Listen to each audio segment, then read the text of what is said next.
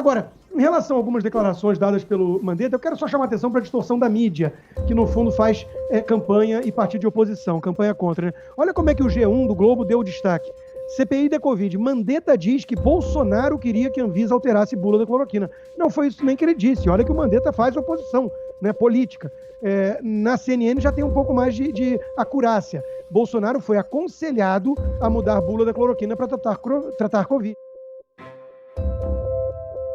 Então, tem alguns fatos que o ex-ministro relatou que são muito importantes para construir essa narrativa, esse discurso e essa retórica. Quais são eles? Né? Uma reunião em que o Mandetta teria chegado no final, lá no Palácio do Planalto, outros médicos participavam dessa reunião, defendendo o tratamento precoce, e ali havia um papel não timbrado, sugerindo adicionar, acrescentar a bula da cloroquina, que aquilo fosse recomendado, colocar na bula da cloroquina a recomendação para que fosse usada contra a Covid-19. O diretor-presidente da Anvisa, Antônio Barra Torres, também estava presente a essa reunião, se recusou a fazer isso. Aliás, a Anvisa nunca recomendou, não recomendou até hoje, um ano depois, a adoção nem o uso de hidroxicloroquina, cloroquina, azitromicina, nem ivermectina no uso no combate à Covid. Então, eu acho que esse é um episódio muito ilustrativo de como o governo havia dois estava cindido. Uma coisa era a orientação do presidente da República, que era alimentada também por narrativas dos próprios filhos da família presidencial. Mandetta também ilustra isso no depoimento dele, diz que o Carlos Bolsonaro estava sempre presente nessas reuniões,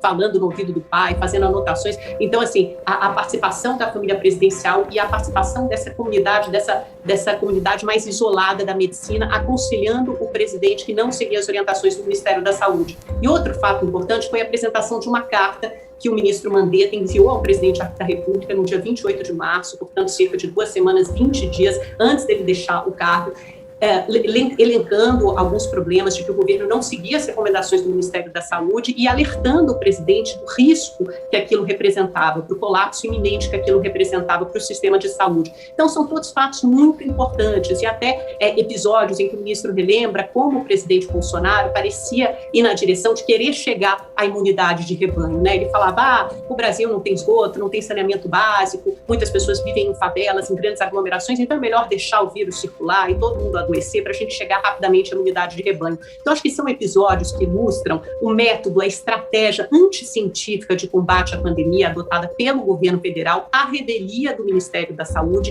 e que explica, em grande parte, o caos que vivemos hoje e, com certeza, contribuiu para o aumento de casos e mortes por Covid-19 no Brasil.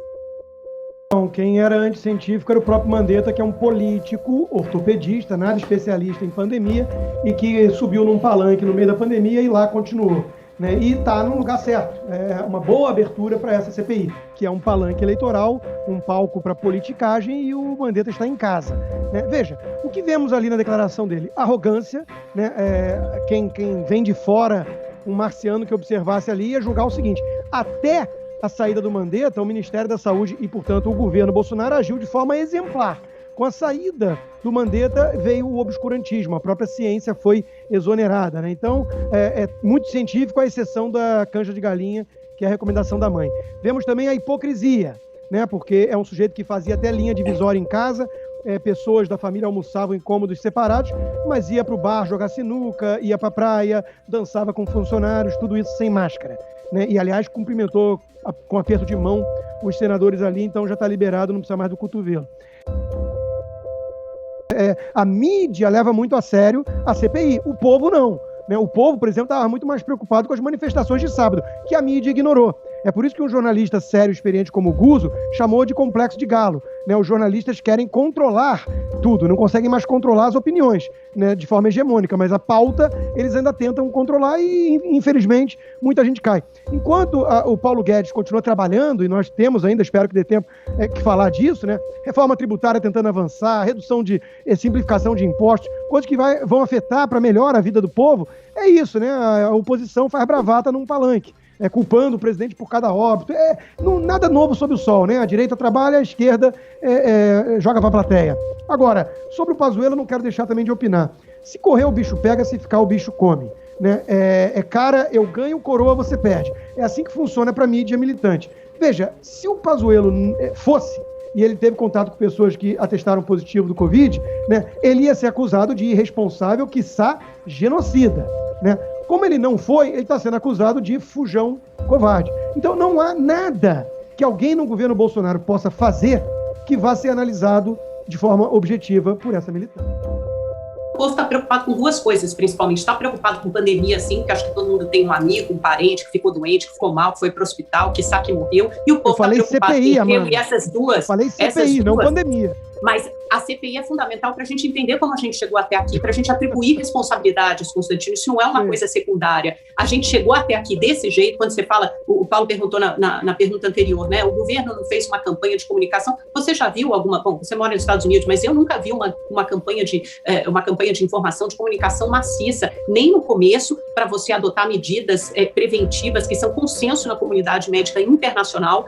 Use máscara, lave as mãos, mantenha o distanciamento social, álcool em gel, nem na vacinação. É bizarro a gente não ter uma campanha de comunicação que explique para as pessoas a importância da vacinação, não só da primeira, como da segunda dose também. 1,5 milhão de pessoas não voltaram para tomar a segunda dose. Outras mais de 100 mil estão na fila porque acabou a segunda dose em várias capitais e cidades ao redor do Brasil. Então a gente não tem o básico, a gente não tem uma campanha de comunicação. Essa politização em torno do tratamento precoce, até gostaria de perguntar, Constantino, se ela ocorre aí nos Estados Unidos também, porque aqui a gente vê os governantes repisando, até foi pergunta de todos os governistas, né, insistindo nessa tecla do tratamento precoce, quando já está factamente comprovado que não funciona. Eu pergunto, tem alguma agência internacional de saúde, alguma agência sanitária, alguma comunidade médica séria, aqui ou no exterior, Japão, Coreia do Sul, Europa, Estados Unidos, que recomende o uso de cloroquina e de ivermectina? Olha quanto tempo a gente está perdendo, ainda perguntando, ainda com os mesmos questionamentos. A gente ouve de todos os médicos sérios desse país, não tem comprovação, não funciona, mas mesmo assim insistem nessa tecla. E a origem da politização desses medicamentos está justamente nesse fato narrado hoje pelo Mandetta, quando ele descreve que, olha, fui informado que tinha uma reunião de vários ministros e médicos e que iam propor esse negócio de cloroquina, que nunca havia conhecido. Nesse dia havia na mesa um papel não timbrado de um decreto presidencial para que fosse sugerido naquela reunião que se mudasse a bula da cloroquina na Anvisa. E o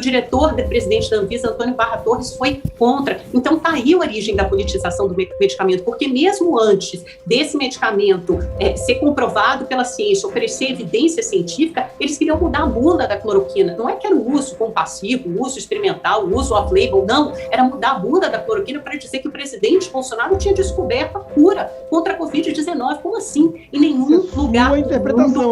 lugar do mundo se debateu tanto a utilização de remédios sem comprovação científica. Vamos lá, então. Aqui o Trump também falou muito desse remédio. Vários médicos no mundo inteiro recomendam por critérios de observação off-label. Eu repito o que o senador Girão disse, né? O Tamiflu, no caso da influenza, foi um bom exemplo disso, então não consigo entender a demonização de um remédio que tem pouco risco, baixo efeito colateral e é recomendado para uso profilático, preventivo em outras doenças, e que a emissora que mais demoniza o presidente hoje e essa questão do remédio recomendava para mulheres grávidas na época da Zika, né? Então não consigo entender a postura de demonizar. Você falou de vacina, o Brasil é o 4º país que mais vacinou, mas veja, hoje, por uma incrível coincidência do destino, eu recebi um e-mail hoje cedo do Hospital Cleveland Clinic, que é um dos mais famosos dos Estados Unidos, que é aqui na minha cidadezinha, né? Uma filial, falando que precisa fazer uma campanha de vacinação, Amanda, porque muita gente não está indo para tomar a segunda dose. Estados Unidos, aliás, se você procurar saber, na França e na Alemanha acontece o mesmo. Coisa como 1/3 da população não quer se vacinar. E eu não consigo imaginar que isso seja algum tipo de defeito do Bolsonaro, a menos que você me apresente argumentos nesse sentido. Pode ser que eu mude de ideia, talvez seja culpa do Bolsonaro. Mas, de novo, Amanda, a politização nessa pandemia está vindo do lado daí, né? Do lado justamente de quem demoniza o presidente Bolsonaro o tempo inteiro, em vez de entender que a comunidade médica científica está aprendendo, está debatendo e está observando efeitos de tratamentos ou não. E a vacina que você menciona sempre como uma panaceia, essa é experimental, Amanda. É aprovada, inclusive, pela Anvisa, que você respeita tanto, em caráter emergencial, não definitivo. Não, mas isso é totalmente diferente. A aprovação das vacinas em caráter emergencial. Ontem, Gustavo Mendes explicou em entrevista, tanto para mim quanto para você, que tem todo o respaldo, rigor técnico da Anvisa, por mais que seja em caráter emergencial, está amplamente comprovada a segurança e eficácia. Tanto que essas vacinas vêm sendo usadas aqui em vários outros países do mundo. Isso não se compara ao medicamento que, nessa mesma entrevista, o Gustavo Mendes disse: não existem estudos até hoje com rigor técnico suficiente que comprove a eficácia desses medicamentos. Logo, eles não são recomendados pela Anvisa e nem por nenhuma outra outra agência sanitária do mundo. Então não adianta dar a mesma equivalência, dar o mesmo peso para remédios, a cloroquina, comprovadamente ineficaz, porque já faz um ano de pandemia. Comprovadamente, né? Ineficaz aonde? Aonde? Qual é o estudo? Qual é o estudo que comprova um teste duplo cego randomizado que não é eficaz? É mentira, isso é fake news. Ao vivo, fake news.